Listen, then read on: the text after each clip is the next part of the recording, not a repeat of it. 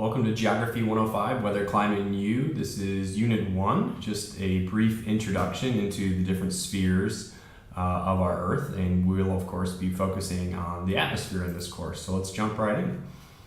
The first one that, if you kind of think of earth sciences, or sometimes referred to as geoscience, generally breaks down the Earth's study into these four different spheres. The first one I'm showing here is the lithosphere.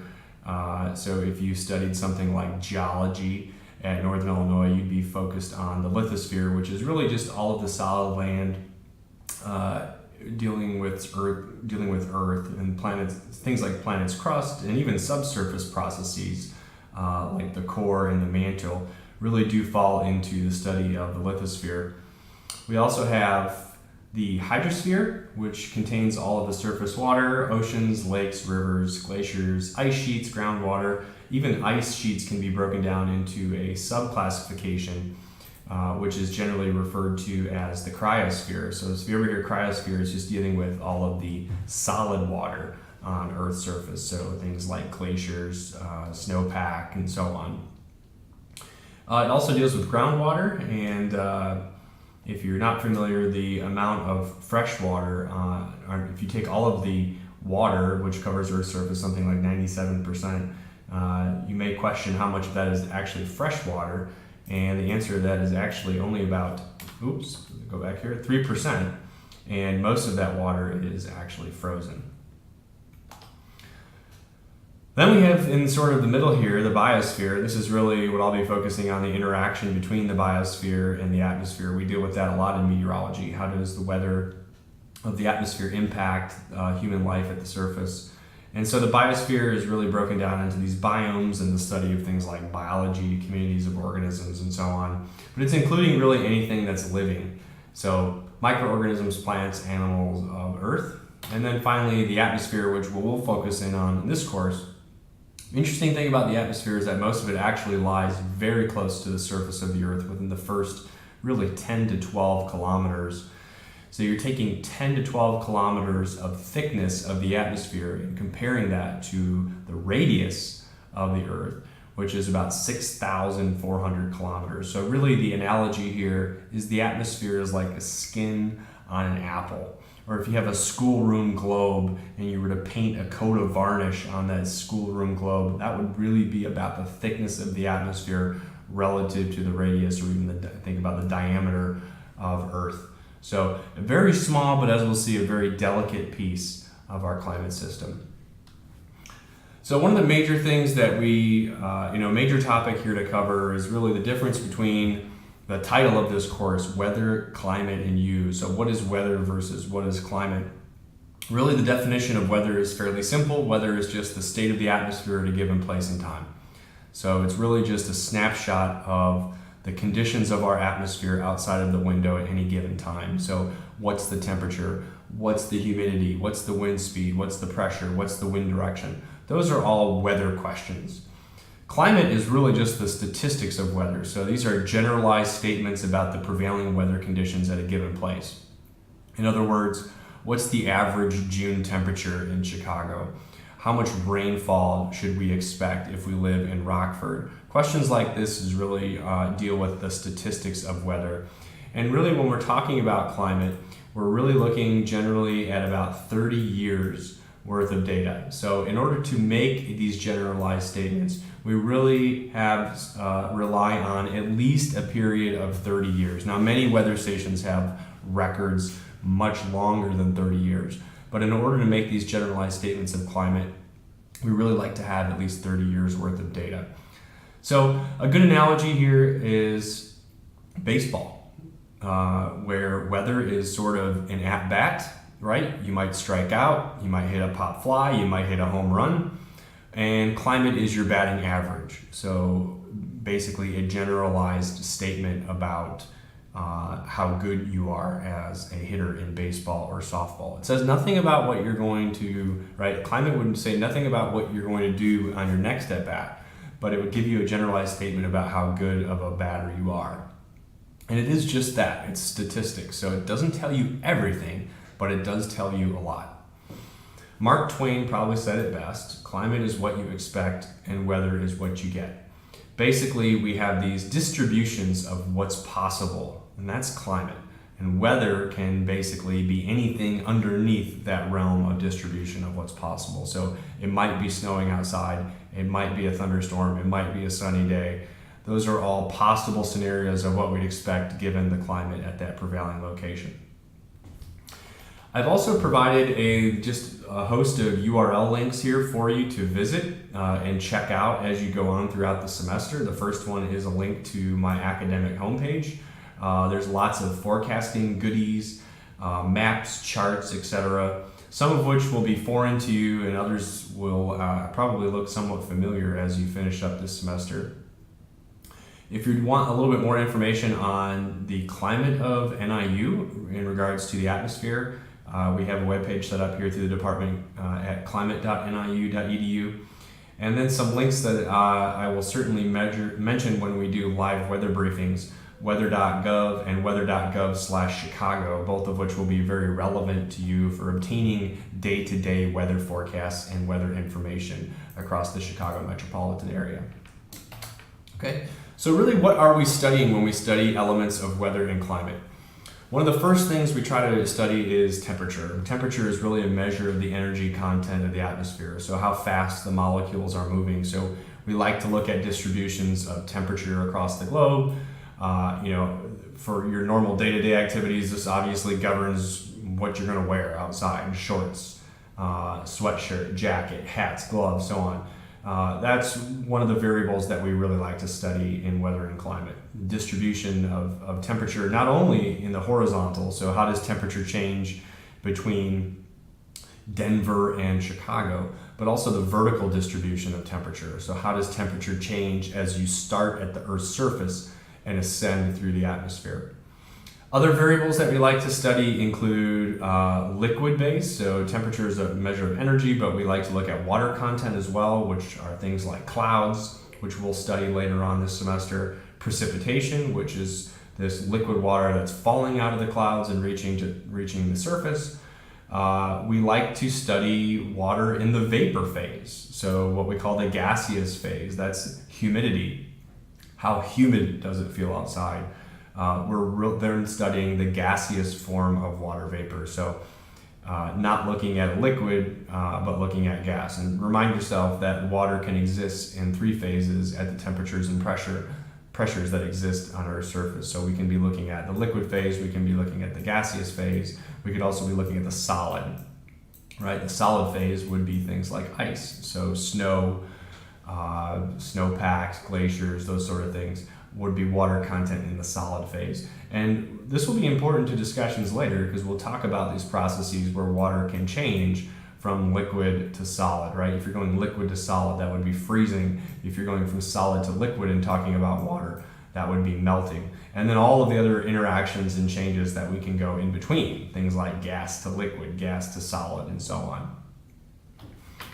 Another variable that is important to look at, which it drives wind, is actually things like forces. Okay, so when I'm talking about a force, I'm discussing basically air pressure, and air pressure governs wind speed and wind direction. So air, we'll see, always moves from high pressure to low pressure.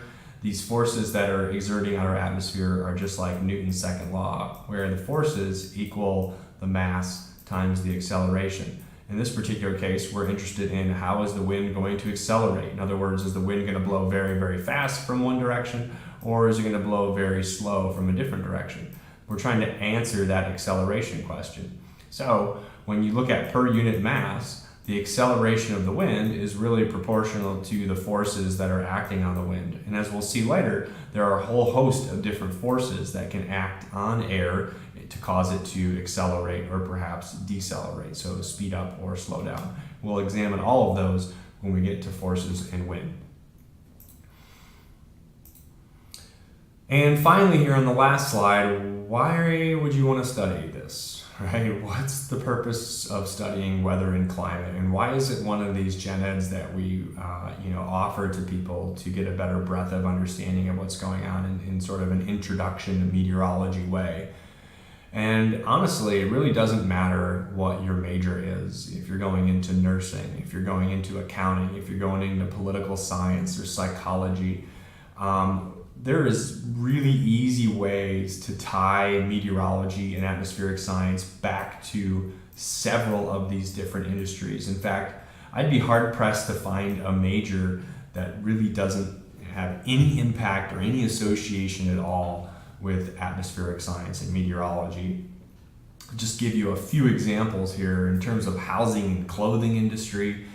You're familiar with the corporation, things like Walmart and Target and so on. They employ teams of meteorologists to try to figure out and forecast what the temperature is going to be like in the coming weeks so that they can have the proper clothing elements right there as you become into the beginning of the store, right at the front of the store, because that impacts their bottom line, right? They can increase sales, they can increase profit margins. Certainly health, if you've heard of things like flu season, right? Flu season is generally governed by humidity and temperature. And so we see the onset of flu season every year. It highly correlates with certain meteorological variables. And this is also true for other vector-borne diseases like West Nile virus or yellow fever, things that are transmitted by animal-based vectors. They often are transported with prevailing wind directions. Energy and energy forecasting, of course, how much power are you going to use next month? How much natural gas are you going to use in your house in the winter to heat your home? Those are all questions of energy, and really the energy sector is very much driven by economics 101, so cost, right, and supply and demand sort of arguments, but it's also very much driven by the prevailing weather conditions that are expected coming up in the next weeks to months.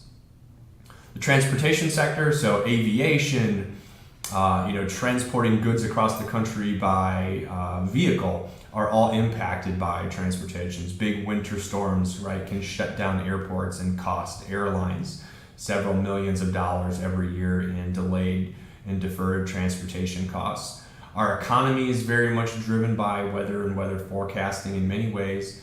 Agriculture is a big user of weather information, of course, things like precipitation and highly directed to temperature and yield of crops. Really, the two major users of weather information would be agriculture and also aviation. It seems we can never have a discussion about climate change without involving politics, and so studying weather and climate, there's certainly a big political angle here as well. So politics very much come involved, and not just politics, but policy itself. So trying to understand what policies should be set based on weather and climate, both extremes and perhaps changes in those extremes that we're seeing from year to year. And I'll just provide psychology as an example too. I mean, when you go outside and the weather is very dreary and rainy for several days at a time, and you probably have lack of sort of vitamin D, you can experience maybe symptoms similar to depression. And of course, we see every year in the continental United States, the lower 48, there are a lot of suicide deaths due in Washington State, and part of that we think is actually strongly related to the climate in places like the Pacific Northwest, where you get a lot of cloud cover on an annual basis. So these are just a very small host of examples, but they provide some context as to why we'd want to study weather and climate and some of the exciting possibilities that are there to further expand upon. So we'll begin with the actual individual units. So Unit 2 coming up next, and the assignments associated with that. But I really wanted to just provide you with a broad overview of really the definitions of weather and climate, and then really why this would be an important field to study. And I'll just say that meteorology is an incredibly exciting field. It's relatively young compared to things like biology and chemistry that have been around for thousands of years. A lot of what we know and understand in terms of Earth's climate is really back to about the late 1800s, and most recently we really haven't even had numerical weather prediction, which is basically computer potential to forecast weather conditions in advance, but satellites as well. So the ability to actually monitor Earth's pulse and Earth's climate has really only been able to be done since about the late 1970s. We started launching weather balloons in the late 1940s. So a lot of what we know and understand about Earth and Earth's climate and weather prediction really is a young field. I mean, in many ways, we're talking just barely over 100 years old. And so that prevents really obviously challenges because there's a lot we don't know, but it also creates exciting new avenues for research and understanding. And we really are learning new things every day because we are such a very dynamic and young field in many ways. So I hope that was at least a broad elementary overview of what we're going to be looking at in this course. We'll look at various aspects of precipitation, right? We mentioned that earlier, cloud cover, clouds, etc. We'll look at forces and wind, but we'll also take a look at phenomenon as well. So things like severe thunderstorms and hurricanes that are basically produced by particular atmospheric conditions. And so I hope really in this course just to give you a really nice broad overview of what weather and climate really mean to our society and some of the different avenues that meteorologists and climatologists pursue and just give you a basic understanding of Earth's climate and Earth's weather.